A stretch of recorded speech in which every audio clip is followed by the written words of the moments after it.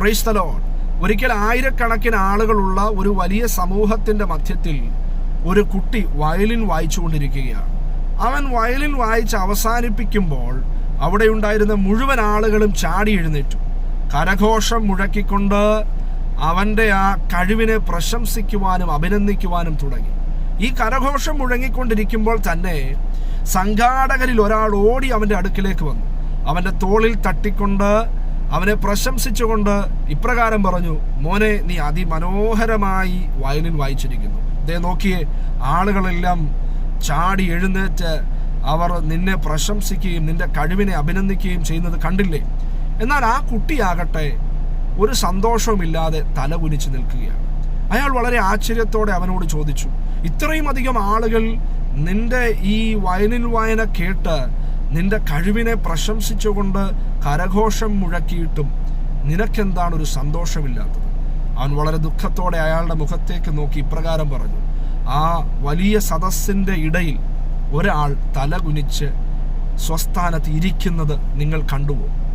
അയാൾ ശ്രദ്ധിച്ചു നോക്കിയപ്പോൾ ആ വലിയ സദസ്സിൻ്റെ ഇടയിൽ ഒരാൾ മാത്രം സന്തോഷമില്ലാതെ തല കുനിച്ച് കസേരയിൽ തന്നെ ഇരിക്കുന്നു. വളരെ ആശ്ചര്യത്തോടെ അയാൾ ആ കുട്ടിയോട് ചോദിച്ചു, ഇത്രയും പേര് നിന്റെ കഴിവിനെ പ്രശംസിച്ചുകൊണ്ട് എഴുന്നേറ്റ് നിന്ന് കൈകളടിക്കുകയും മറ്റുമൊക്കെ ചെയ്തിട്ടും ആ ഒരാളെ മാത്രം നോക്കി നീ ദുഃഖിക്കാൻ കാരണമെന്താ? വളരെ കൗതുകത്തോടെ ചോദിച്ചു. അവൻ ഉത്തരമായി ഇപ്രകാരം പറഞ്ഞു, ആ തല കുനിച്ചിരിക്കുന്നത് എന്നെ സംഗീതം പഠിപ്പിക്കുന്ന, എന്നെ വയലിൻ പഠിപ്പിക്കുന്ന എൻ്റെ അധ്യാപകനാണ്.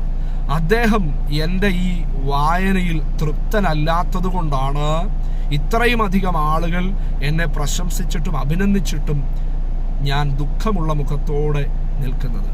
എന്നെ കേൾക്കുന്ന ദൈവത്തിൻ്റെ ജനമേ, മറ്റുള്ളവർ നമ്മെക്കുറിച്ച് പറയുന്ന അഭിപ്രായത്തിൻ്റെ അടിസ്ഥാനത്തിലോ നാം നമ്മെക്കുറിച്ച് പറയുന്ന അഭിപ്രായങ്ങളുടെ അടിസ്ഥാനത്തിലോ അല്ല ശരിക്കും നമ്മുടെ ക്രിസ്തീയ ജീവിതം ജയകരമാണോ അല്ലെങ്കിൽ പരാജയമാണോ എന്ന് നിർണയിക്കപ്പെടുന്നത്, തീരുമാനിക്കപ്പെടുന്നത്.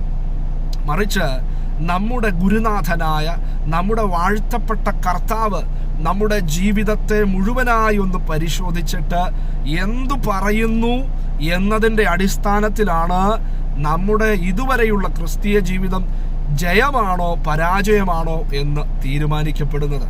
പറഞ്ഞു വന്നതിൻ്റെ താല്പര്യം, മറ്റുള്ളവരുടെ അഭിപ്രായങ്ങളെക്കാൾ, നാം നമ്മെക്കുറിച്ച് പറയുന്ന അഭിപ്രായങ്ങളെക്കാൾ ഉപരി നമ്മുടെ വാഴ്ത്തപ്പെട്ട കർത്താവ് നമ്മെക്കുറിച്ച് എന്തു പറയുന്നു എന്നുള്ളത് ശ്രദ്ധിക്കുന്നത് വളരെ ആവശ്യകരമായ, അത്യാവശ്യമായ